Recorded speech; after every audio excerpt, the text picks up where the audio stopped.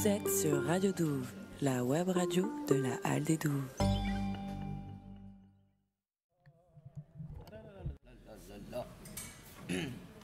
Bonsoir, bonsoir, bonsoir. Je suis votre pilote. Je vous conduis ce soir à Air Transat. Ok. Tu es prêt? Toujours. Ok, relève-toi. Tu es poète, metteur en scène, slameur, rappeur. Dis-moi, comment est-ce que c'est construit tous ces éléments dans ton art et dans ta vie? Comment est-ce que tu articules toutes ces choses? L'une des choses que les gens ignorent, c'est que Haïti, c'est un bassin culturel en fait. Haïti, c'est un carrefour où tous les goûts, les couleurs, les mélanges, tout se rencontre en fait. Et c'est dans cette fusion, c'est dans ce melting pot que je suis né. Et depuis, j'ai pu expérimenter pas mal de choses. Je me cherche en tant qu'être humain, je me cherche en tant qu'artiste, je me cherche en tant que porteur d'une voix, porteur d'une parole. Et comme ça, j'ai pu expérimenter le rap tout en étant, quand j'étais enfant, d'ailleurs c'est la première forme artistique que j'ai pu utiliser, le rap. Et puis après, du rap, j'ai passé par de la poésie classique, on peut dire, poésie classique, puis comédien. J'ai commencé fin 2007, début 2008, ça fait un bon bout de temps. Et puis après, l'écriture, la mise en jeu, la mise en scène est venue après, petit à petit. Mais ce sont des choses, je veux dire, qui m'ont toujours habité. Parce que voilà, j'ai rencontré pas mal de gens qui m'ont poussé en avant, qui m'ont dit que Mercure, tu peux le faire, tu peux le faire. Et j'ai proposé, je me suis lancé. Et fort heureusement, jusqu'à maintenant, j'ai eu que des retours positifs en ce sens. Dis-moi, ça fait quelque temps que tu habites ici en France, mais ta poésie, elle est très ancrée aussi en Haïti.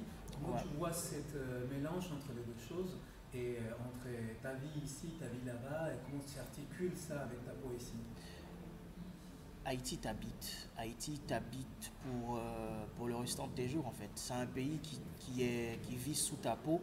C'est un pays qui vit sur ta peau. C'est un pays qui est dans tes ADN, qui est partout.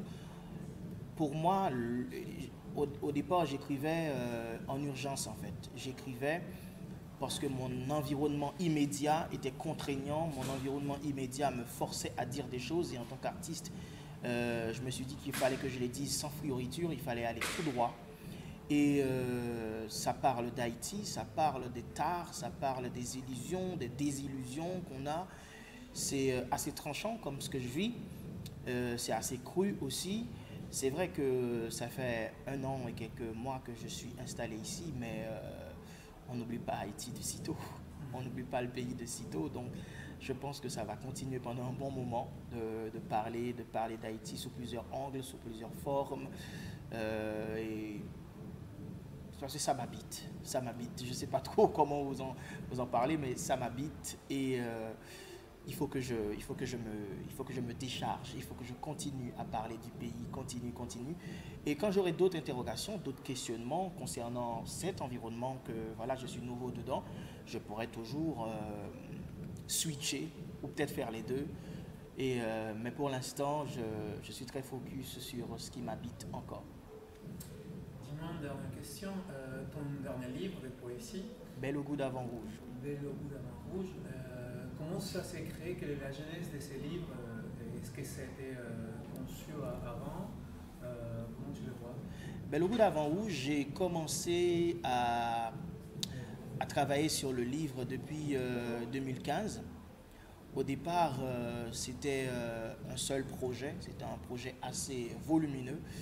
Et avec l'aide de Mackenzie Orsel, que j'avais lancé le premier manuscrit, je l'avais proposé qu'il me donne des conseils, qu'il jette un œil.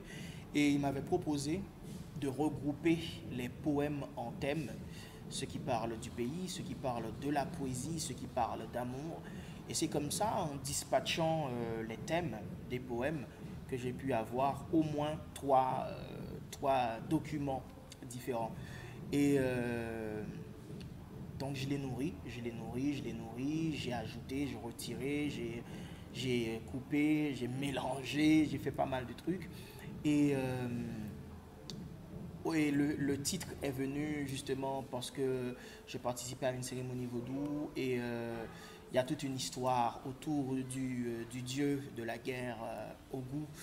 Et quand j'ai demandé à une prêtresse vaudou, mais pourquoi Ogou est-il le dieu de la guerre? Et elle m'a dit que c'est pas Ogou qui a choisi d'être le dieu de la guerre, c'est parce que Ogou voulait protéger les hommes. Et comme les hommes sont méchants entre eux, donc il était obligé de protéger ceux qui étaient les plus faibles. Mais au départ, c'était un bel homme. Avant de se mélanger dans le sang, dans la guerre, il était un bel homme. Alors j'ai trouvé que d'ailleurs, humaniser un dieu, le traitant de bel homme, c'est un bel exercice, mais aussi de dire qu'il était beau, qu'il était un bel homme avant la guerre, avant la violence entre hommes, la cruauté exaspérée. Je me suis dit, eh ben ok, d'accord, le titre il est tout indiqué, le livre il s'appellera Bel au goût d'avant rouge, pour ne pas dire Bel au goût avant le sang, avant la guerre, avant la cruauté, avant tout ce qui s'est passé. Voilà comment est né le projet aux éditions Atlantique Déchaîné qui m'ont fait confiance, qui ont pris le projet, qui l'ont porté et qui l'ont mis en livre et que voilà, on va découvrir en lecture là tout à l'heure. Merci beaucoup, c'était super et bon, à tout à l'heure pour la lecture. À tout.